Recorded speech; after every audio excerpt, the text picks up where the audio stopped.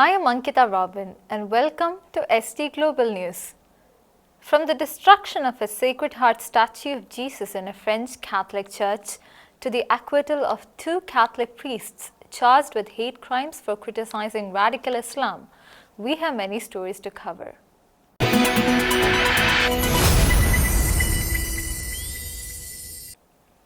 A shocking act of desecration has taken place in northwestern France. A statue of the Sacred Heart of Jesus was found shattered inside a Catholic church in the commune of Saint-Hilaire-du-Harcourt. The incident has left parishioners and clergy deeply shaken as authorities investigate what many are calling an act of profanation. On Friday, October 17th, unknown assailants entered the Catholic parish of Saint-Hilaire-du-Harcourt in the Manche department of France and smashed a 170-centimeter tall statue of the Sacred Heart of Jesus to pieces. The destruction was discovered by parish priest Father Benoit Lamieux, who had come to close the church around 7 p.m. The statue of the Sacred Heart was completely destroyed. At first, I spoke of vandalism, but this is a profanation, said Father Lamieux, visibly distressed. The statue, which weighed nearly 40 kilograms, had already undergone restoration. It stood on a high pedestal supported by 2 columns. It was found broken into 1,000 pieces when the priest returned from a nearby cinema, ironically after booking a seat for the film Sacré-Cœur, which tells the story of Saint Margaret Mary Alacoque, to whom Jesus revealed his Sacred Heart. A parishioner described the act as one of pure, senseless malice, adding, "We don't understand, we just don't understand anymore." The European Union Agency for Fundamental Rights reported a sharp increase in anti-Christian incidents across Europe in recent years. In 2023, 2,444 anti-Christian hate crimes were documented across the continent, with nearly 1,000 occurring in France alone. In 2024, arson and attempted arson attacks on French churches rose by more than 30%, showing no signs of slowing down. Before a crowd of nearly 70,000 gathered in St. Peter's Square on Sunday, October 19th, Pope Leo XIV canonized 7 new saints. The canonization ceremony coincided with World Mission Sunday, underscoring the Church's ongoing call to evangelization. Ahead of the Angelus, he encouraged the faithful to pray for missionaries serving around the world today. Pope Leo XIV canonized 7 new saints on Sunday, October 19th, before an estimated 70,000 people in St. Peter's Square. The canonization included the first saints from Venezuela and Papua New Guinea. The canonization coincided with the World Mission Sunday. Before praying the Angelus, the Pontiff urged the faithful to pray for today's missionaries. In his homily, the Holy Father shared that these 7 witnesses, the new saints, who with God's grace kept the lamp of faith burning. Indeed, they themselves became lamps capable of spreading the light of Jesus. Venezuelan flags filled the square as Pope canonized 2 of the nation's cherished figures, Saint Jose Gregorio Hernandez Cisneros, also called as the Doctor of the Poor, and Saint Maria del Carmen Rendiles Martinez, a devoted religious sister born without left arm, who founded the Servants of Jesus in Caracas in 1965. Among the newly canonized saints were also 2 martyrs, Saint Peter Turot, a lay catechist martyred in Papua New Guinea during the Japanese occupation in the Second World War. He resisted Japanese authorities who permitted polygamy and defended his Christian marriage until his death. Armenian Catholic Archbishop Saint Ignatius Maloyan was executed during Armenian genocide after refusing to convert to Islam. One of the most renowned among the newly canonized is Saint Bartolo Longo, a 19th century Italian lawyer who, after turning away from Catholicism and becoming involved in Satanism, experienced a profound conversion and returned to the church with fervor. Following his return, he devoted his life to promoting the Rosary and founded the Shrine of Our Lady of the Rosary in Pompeii, which has since become one of Italy's most cherished Marian pilgrimage destinations. The Holy Father shared that the most precious of the Lord's eyes is faith, namely the bond between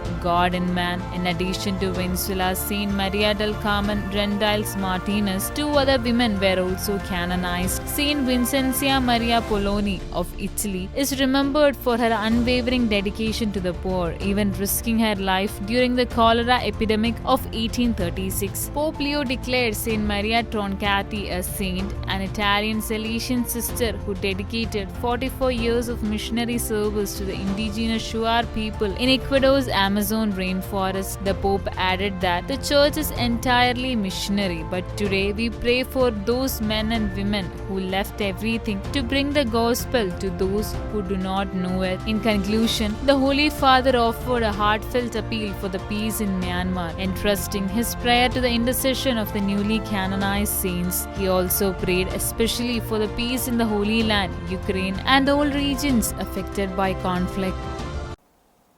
On Sunday, President Donald Trump announced an end to U.S. aid to Colombia, accusing President Gustavo Petro of failing to combat drug production. Trump called Petro an illegal drug dealer and warned the U.S. could shut down Colombia's drug operations if no action is taken. The move follows the revocation of Petro's U.S. visa after he urged American soldiers at the UN to disobey Trump's orders. Once a close ally, relations have soured, raising concerns about the future of bilateral efforts against narco-trafficking. On Sunday, President Donald Trump declared an end to U.S. aid to Colombia, accusing Colombian President Gustavo Petro of failing to combat drug production. In a social media post from his Mar-a-Lago resort, Trump called Petro an illegal drug dealer who is low-rated and very unpopular, threatening that the U.S. would forcibly shut down Colombia's drug operations. Petro does not act. This escalation follows the U.S. State Department's decision to revoke Petro's visa during his attendance at the United Nations General Assembly, citing his participation in a protest where he urged American soldiers to disobey the orders of Trump and not point your rifles against humanity. Colombia, the world's leading cocaine exporter, saw record high cocoa leaf cultivation last year as per the United Nations. Despite being a close US ally, relations have soured between two countries, with the Trump administration previously accusing Colombia of inadequate cooperation in the drug war. Though sanctions were initially waived, Trump's latest move signals a significant rift, potentially impacting bilateral efforts against narco-trafficking. Israel has said it is resuming the ceasefire in Gaza after militants attacked its troops in Rafah, killing 2 soldiers and wounding 3. In response, the IDF carried out airstrikes on Hamas positions, including tunnels and weapons depot, which reportedly killed at least 36 to 45 people, including civilians. Israel stressed that the strikes were in self-defense, reaffirmed the ceasefire, and said humanitarian aid would continue, while the U.S. expressed support for Israel's right to protect its citizens. Israel has announced the resumption of the ceasefire in Gaza after a deadly attack on its troops in the southern city of Rafah. 2 Israeli soldiers were killed and 3 others wounded when militants opened fire on their position. In response, the IDF launched a series of airstrikes targeting Hamas positions across the Gaza Strip. The IDF reported that the strikes targeted tunnels, weapons, depots, and military infrastructure. According to the Hamas-run Gaza Civil Defense Agency, at least 45 people were killed in the airstrikes, including civilians. The IDF emphasized that its actions were in self-defense and aimed at restoring deterrence. Despite the escalation, Israel reaffirmed its commitment to the ceasefire and announced that humanitarian aid would continue to flow into Gaza. The US has also expressed support for Israel's right to defend itself while urging all parties to adhere to the ceasefire. Israel maintains that its actions are necessary to protect its citizens and ensure long-term peace and security. In a bid to bolster public safety, Portugal's parliament has approved a bill banning face veils such as the niqab and burqa in public spaces. Proposed by the far-right Chega party, the law prohibits clothing that conceals the face for gender or religious reasons, with fines of up to 4,000 euros for violations. Supporters of the legislation argue that the law enhances safety, citing a sharp rise in terrorist activities in Europe carried out by Islamist militants. Portugal now joins a growing list of European countries, including France, Belgium, and Austria, that have implemented similar face covering bans. Portugal's Assembly of the Republic has passed a controversial bill banning face veils, such as the niqab and burqa, in public spaces to bolster public security. Proposed by the far-right Chega party, the law prohibits clothing that conceals the face for gender or religious reasons, with fines up to €4,000, equivalent to £3,475 for violations. It awaits President Marcelo Rebelo de Sousa's approval to take effect. The measure, supported by the centre-right PSD Liberal Initiative and CDS-PP, aims to ensure facial visibility in public areas. It also criminalizes forcing individuals to hide their faces for religious or gender-based reasons. Exemptions apply to aeroplanes, places of worship, and diplomatic proceedings. Left-leaning parties, including the Socialist Party, LIVRE, PCP, and Bloco de Esquerda, opposed the bill, arguing it targets Muslim women and violates religious freedom. Critics warn it could alienate Portugal's Muslim community and face legal challenges over constitutional rights. Supporters claim the ban enhances safety and social cohesion, while opponents see it as discriminatory. Portugal joins a growing list of European countries, including France, Belgium, and Austria, that have implemented similar face covering bans, reflecting ongoing debates over cultural integration and security across the continent. Archbishop Jacques Murad, Metropolitan of Homs in Syria, was honored at the Vatican with the St. John Paul II Award for his unwavering commitment to peace and reconciliation for enduring 5 months of captivity by the Islamic State in 2015. He was tortured and even forced to endure a staged execution in an attempt to make him renounce his faith. Despite the suffering, he remained steadfast and spent 5 months in captivity without denying Christ. Syrian Archbishop Jacques Murad of Homs, who was held captive by the Islamic State for 5 months in 2015, was presented with the John Paul II Award at a ceremony that took place at the Vatican on October the 18th. The award is given by the John Paul II Vatican Foundation to promote people and communities who carry out their work inspired by the teaching and legacy of the late Polish pontiff. Monsignor Paul Patznik, head of the Administrative Council of the John Paul II Vatican Foundation, stated that Archbishop Murad was chosen unanimously for the sufferings he endured, for the dialogue between Christianity and Islam, and for continuing his work. Archbishop Murad told OSV News that during his captivity, he confronted the terrorists' idea of violence in the name of God, and his non-judgmental attitude helped them change their minds. While he served as rector of the Mar Elian Church in Karayatain, Syria, Archbishop Murad built friendships with Muslims in his neighborhood and helped them during the time of conflict that followed the ousting of the Bashar Assad regime. Before serving as Archbishop of Homs, Archbishop Murad was a member of the Deir Mar Musa monastic community, restored in the 90s by Jesuit Father Paolo Dalloglio, who was kidnapped and killed by Islamic State militants in Raqqa in 2013. The Engage Virtual Summit hosted by eCatholic will be held online from October 21st to 22nd. This 2-day virtual event will unite lay Catholics, clergy, and religious to explore innovative strategies and digital tools for evangelization while sharing insights and spreading the faith in today's digital age.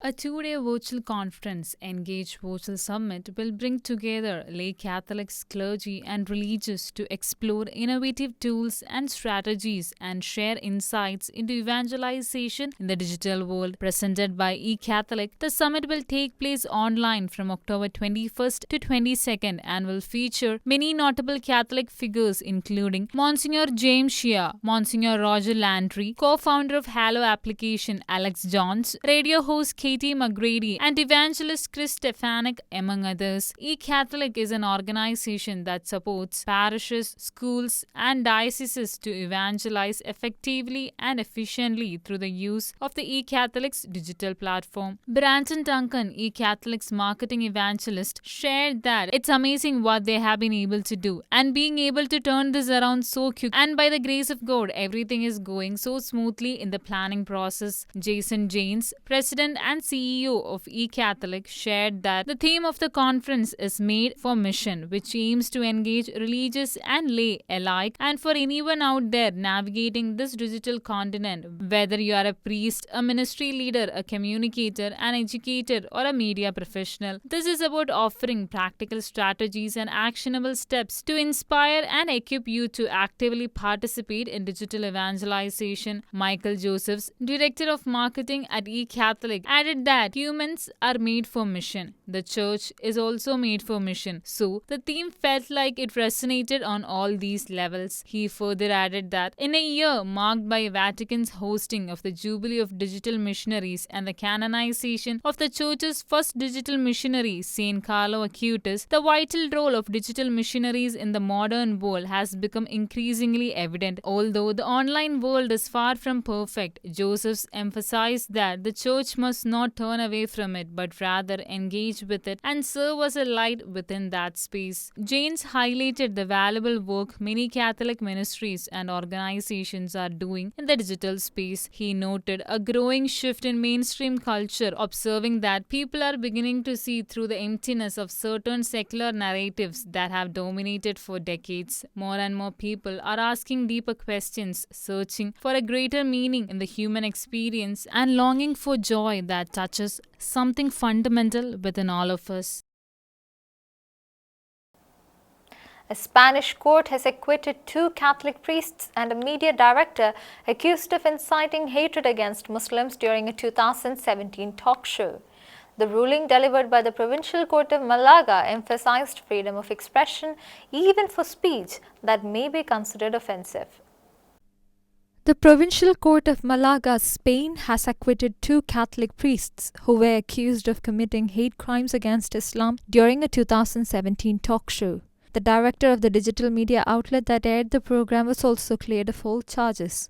The priests, Father Custodio Ballester and Father Jesus Calvo, along with director Armando Robles, were tried after the Association of Muslims Against Islamophobia filed a complaint with the Special Service for Hate Crimes and Discrimination at the Barcelona Prosecutor's Office. The complaint stemmed from comments made on a television program and from an essay by Father Ballester titled The Impossible Dialogue with Islam. The essay was written in response to a pastoral letter by then Archbishop of Barcelona, Cardinal Juan José Omella, titled The Necessary Dialogue with Islam. According to Europa Press, the court focused on determining whether the statements in question constituted hate crimes or fell within the legitimate exercise of freedom of expression and religion. None of the defendants denied authorship or participation in the articles and interviews under review. After separately examining each defendant, the court concluded that neither the objective nor subjective elements of a hate crime were present. In its ruling, the court stated, quote, "Not only is the speech protected by freedom of expression, but we could even accept that there is intolerant speech that also exists within the scope of freedom of expression, even though it may be offensive not only to the group or person to whom it is directed, but even to the person listening to it," end quote. The prosecutor's office had sought 3-year prison terms for the priests and a 4-year sentence for Robles, along with fines and a 10-year professional disqualification. The court, however, dismissed all charges, upholding the defendant's right to free expression and cautioning against the overuse of hate crime laws to punish controversial opinions. That's all for today. Until we meet again, God bless and thank you.